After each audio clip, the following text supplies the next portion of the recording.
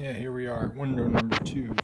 Now the secret is getting this one off first. You have to really yank and yank and yank to get it past this point here. Once you get it past that point, you can yank the thing out of there. Now, windows up, so you pull it back down, and you make all kinds of cracking noises. Yeah, there's those things I was telling you about. You pull these out. Make it like a bicycle brakes, you know. You ever seen them things? Go up inside on the gear shift. Anyway, take those things off. One on each side here, and once you get it off, they go back up in there. Then your window just comes right on out.